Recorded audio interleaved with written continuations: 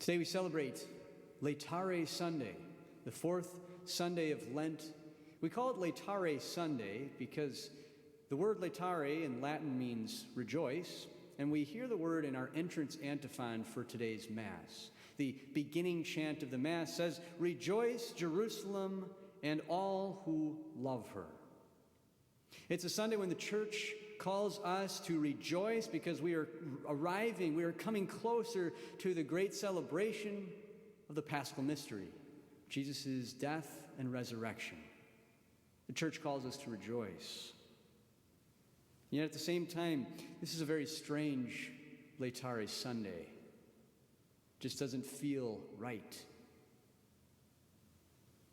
When I was first ordained a priest, I'm a little ashamed of this, but when I was first ordained a priest, I dreaded the weekend. It's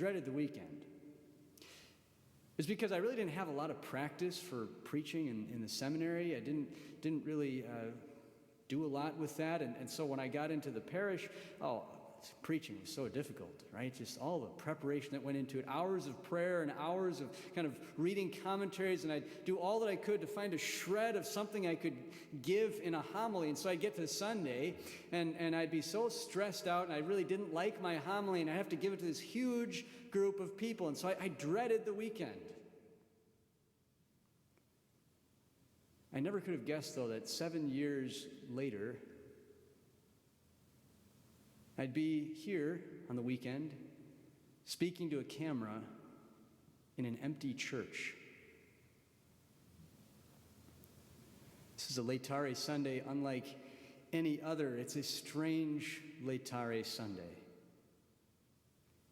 And yet the Church calls us to rejoice. The Church reminds us that a Christian is someone who has joy. And even though we may not feel like we have that joy at this moment, we might be struggling to find that joy, we remember that we are called to be people of joy as Christians. I mentioned in the entrance antiphon, we heard, "Rejoice, Jerusalem, and all who love her." We see here a connection between joy and love.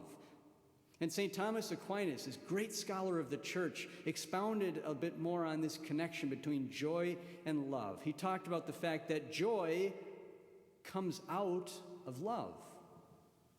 He said joy comes out of love in one of two ways.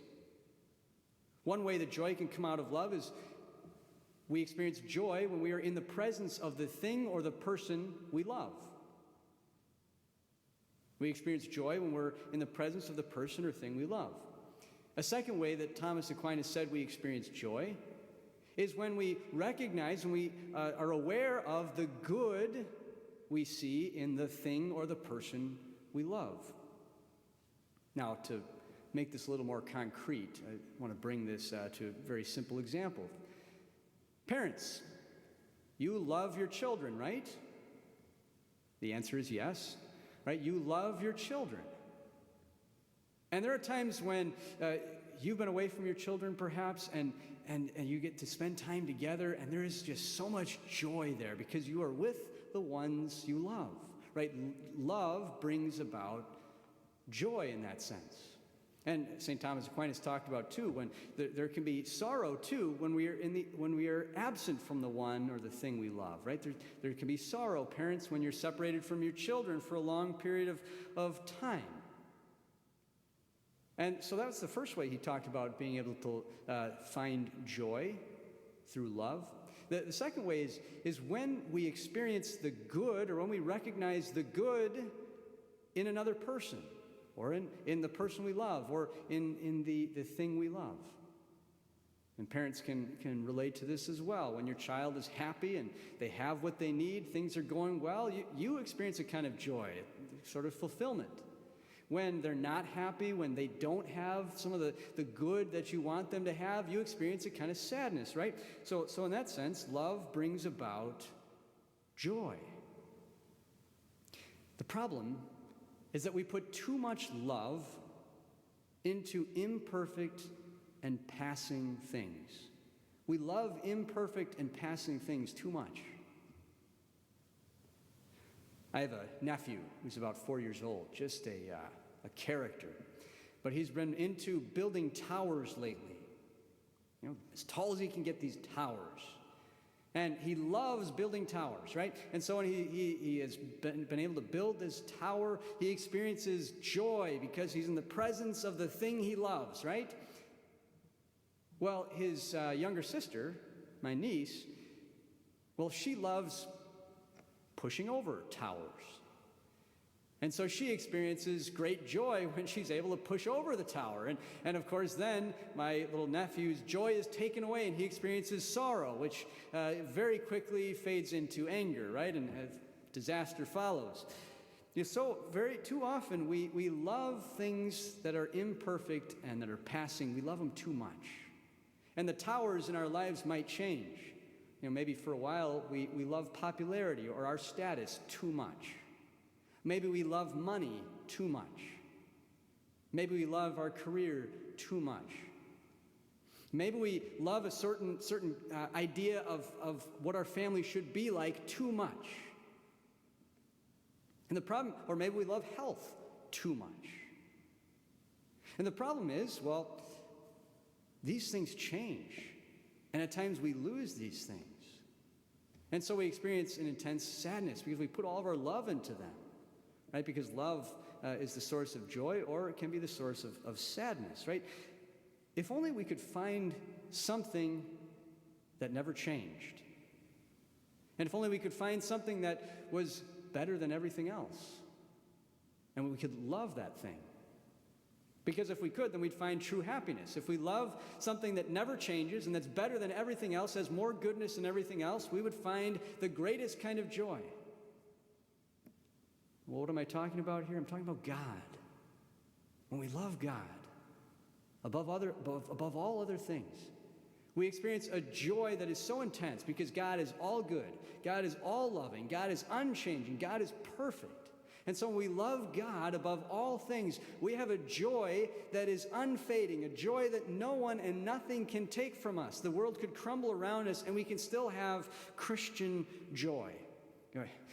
In writing the homily today, I couldn't help but think of the movie Sister Act. Some of you might remember that movie. It's an old movie now, but in the movie Sister Act, they have the song, "Nothing you can do can take me away from my God," right?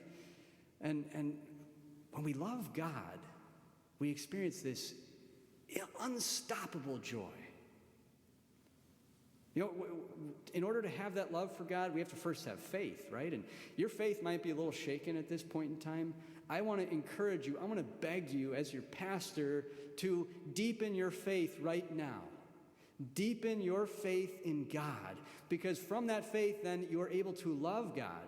In order to love God, we first have to believe in Him, right? So if you love God, if you have faith in God and then you love Him, you will experience a kind of joy that can't be taken away. We see this in the lives of the saints. Blessed Chiara Luce. She was a teenager in Italy when she contracted a terrible cancer. And in the course of that, she remained so joyful. People would visit her and find her in the hospital with the biggest smile. And what she would say was this: "I have nothing left, but I still have my heart, and with that, I will love." Right? Love brings about this great joy. Faith, like the faith of the blind man in today's gospel, brings us to love God. It allows us to love God. And when we love God, then we experience a joy that even sickness can't take away. And we see this also in the lives of the martyrs, the Japanese martyrs. A profound story. They were marched to this hill where they were tortured and they were put upon crosses and eventually killed, martyred. But the people who witnessed their martyrdom said that in the course of this, they joyfully sang Christian songs. As they were being tortured, as they were being killed, they joyfully sang Christian songs. And so on this very strange Laetare Sunday, this challenging Laetare Sunday, I invite you to deepen your faith in God and deepen your love for Jesus Christ, so that you can find an unshakable joy.